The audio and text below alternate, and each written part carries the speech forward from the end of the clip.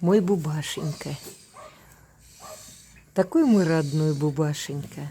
Вот вы знаете, сколько я задаюсь всегда вот вопросом, да, сколько раз, о том, что наблюдай за глазами животных. Вот когда я прихожу в приют и захожу в кухню, вот он у нас здесь в теплом помещении, да, вот я начинаю около плиты там стоять, готовить, там питание. Вы знаете, как он за мной всегда глазами наблюдает.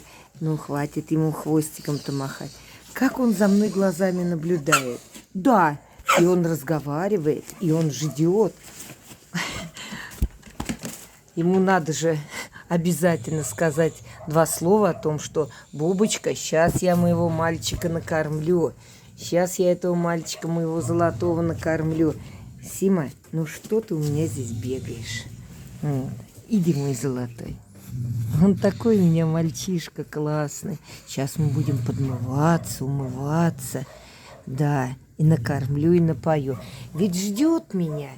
И это очень многого стоит, того, что тебя кто-то ждет. Да, это действительно так. Вот у меня там кто-то сзади начинает разборки.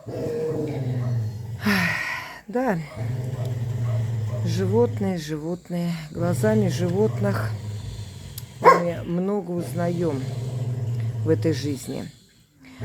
7 лет назад я похоронила своего единственного сына.